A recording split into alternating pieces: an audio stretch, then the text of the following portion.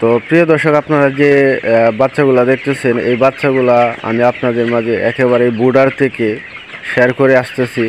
এই বাচ্চাগুলার বয়স আজকে প্রায় 47 দিন হয়ে গেছে। তো এখানে কিন্তু 2800 বাচ্চা নেওয়া হয়েছিল। দেখেন বিশাল বড় কিন্তু এই ফার্মটা। তো এখানে 2800 বাচ্চা নেওয়া হয়েছিল। তো আজকে 47 দিন বয়স হয়ে গেছে, এখনও বাচ্চাগুলো বিক্রি করা হইতেছে না। কালার বাট মুরগি সাধারণত 45 দিন পর্যন্তই পালন করা হয়। তো 47 দিন হয়ে যাওয়ার পরেও এখনও কেন বিক্রি করা হইতেছে না? এখন বর্তমানে বাজারের অবস্থা খুবই খারাপ। যদি এখন বাচ্চাগুলো বিক্রি করে দেওয়া হয় তাহলে লস হয়ে যাবে। তো সেই কারণে বাচ্চাগুলো এখনও বিক্রি করা হইতেছে না। এই বাচ্চাগুলোর প্রতিদিন খাবার প্রয়োজন হয় 4 বস্তা খাবার, প্রায় 200 কেজি খাবার প্রতি দিন লাগে। রাতে দিনে 200 কেজি খাবার বাচ্চাগুলোকে দিতে হয়। তো এরপরেও এখনও বাচ্চাগুলো বিক্রি করা হইতেছে না। একটা দিন যদি আপনি এই বাচ্চাগুলোকে রাখেন তাহলে চিন্তা করেন কত টাকা আপনার খরচ হইতেছে।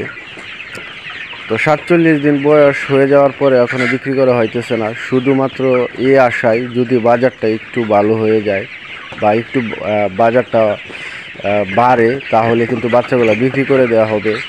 বাচ্চাগুলোর ওজন প্রায় 1100-র উপরে হবে, 1 কেজির উপরে আছে প্রত্যেকটা বাচ্চাই।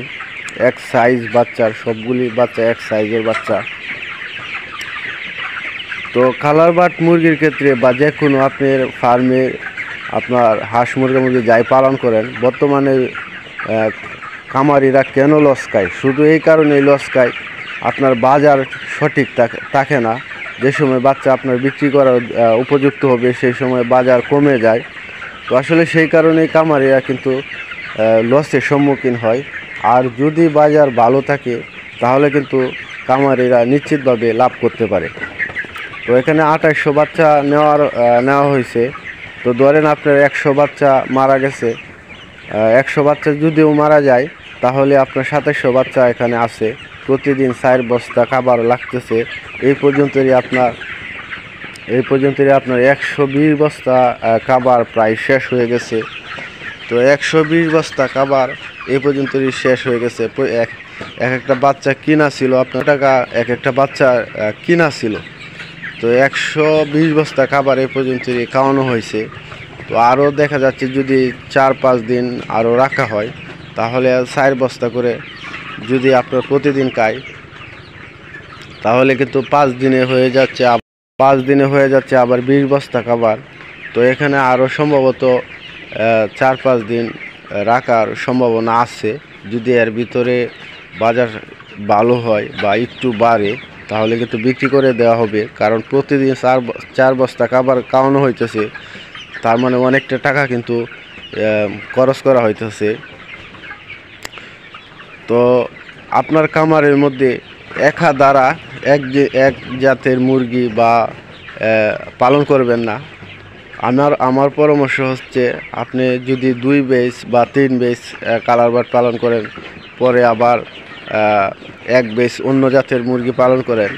তো এখানে প্রায় 3-4 বেসের মতন কালার বার্ড প্রায় 3 বেসের মতন, এর মাঝে মাঝে আবার ব্রয়লার মুরগিও পালন করা হয়েছে।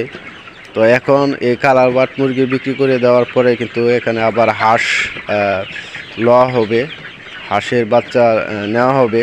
যেহেতু শীত আইসা গেছে, তো শীতকালে আসলে হাঁসটা চলে বেশি বা হাঁসের লুকবালাই খুবই কম হয়। তো এই ছিল আজকের বিষয়। এর আগের ভিডিওতে আমি আপনাদেরকে আরেকটি ফার্মের ভিডিও আপনাদের মাঝে শেয়ার করছি। সেখানে আমি আপনাদের মাঝে বলছি যে দেখেন বাজার এখন খুবই খারাপ, ফার্মে কেন লস হয়। আসলে মুরগি যদি আপনার 2000 মুরগির মধ্যে যদি 150 বা 200 মুরগি মারা যায়, সে কারণে আসলে লস হয় না। লস হয় আপনার যদি বাজার কম থাকে, তো সেই ক্ষেত্রে আসলে লস হয়ে যায়। একটা বাচ্চা প্রায় 1 কেজি 1100 গ্রাম হয়ে যাবে, 1100 গ্রাম 1 কেজি 100 গ্রাম হয়ে যাবে একটা বাচ্চা। ওজন সব কিছুই ঠিক আছে, কিন্তু যদি একটা বাচ্চার মধ্যে এখানে 2800 বাচ্চা, যদি আপনার 1 টাকা করে যদি বাড়ে তাহলে কিন্তু 2800 টাকা বেড়ে গেল।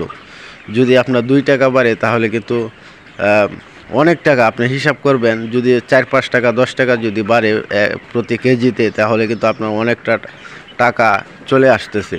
তো সেই ক্ষেত্রে আসলে অপেক্ষা করা হইতেছে যে দেখি বাজার যদি আরেকটু বাড়ে ভালো হয়, তো তবে বিক্রি করা হবে। এখন পর্যন্ত বাজারের যে অবস্থা আছে, যদি বাচ্চাগুলো বিক্রি করে দেওয়া হয় তাহলে কিন্তু একটা লসের আশঙ্কা আছে বা লস হয়ে যাবে এরকম একটি ধারণা আছে। তো সেই ক্ষেত্রে বাচ্চাগুলো আরও কিন্তু 4-5 দিন পালন করার সম্ভাবনা আছে। তো এই ছিল আজকের বিষয়। আমি আপনাদের মাঝে এই ফার্মের ভিডিওটাও আমি আপনাদের মাঝে শেয়ার করলাম, যেহেতু আমি একেবারেই বর্ডার থেকে আপনাদের মাঝে এই ভিডিও শেয়ার করে আসতেছি। এটা হচ্ছে আপনার ফিশারির উপরে ফার্ম করা হয়েছে। আসলে ফিশারির উপরে ফার্ম করার ক্ষেত্রে আমি আপনাদের মাঝে প্রায় সময় বলি যে রোগবালাই কম হয়, আলো বাতাসটা সঠিকভাবে আসা যাওয়া করে। তো সেই ক্ষেত্রে আপনাদের মাঝে আমি পরামর্শ দিয়ে থাকি যে যারা নতুনভাবে ফার্ম করতে যাচ্ছেন, কামার করতে যাচ্ছেন, আপনারা অবশ্যই চেষ্টা করবেন যাতে আপনারা ফিশারির উপরে একটি ঘর যাতে আপনারা করতে পারেন। সেখানে মুরগি পালন করলে আপনার বাচ্চা রোগবালাই খুবই কম হবে। তো সেক্ষেত্রে আপনারা অবশ্যই এই বিষয়টা আপনারা মাথায় রাখবেন। আর যাদের মুরগি পালন করার ইচ্ছা আছে বা শখ আছে, আশা আছে, কিন্তু ফিশারি নাই, তো সেই ক্ষেত্রে আপনারা অল্প কিছু বাচ্চা পালন করতে পারেন। তো এই ছিল আজকের বিষয়। অবশ্যই যারা নতুন আমার চ্যানেলটি সাবস্ক্রাইব করে রাখবেন, কারণ আমি মুরগি পালন বিষয়ে আপনাদের মাঝে সঠিক তথ্য দেওয়ার চেষ্টা করি। তো আজকের মতন এখানে বিদায় নিচ্ছি। সকলে সুস্থ থাকবেন, ভালো থাকবেন। আল্লাহ হাফেজ।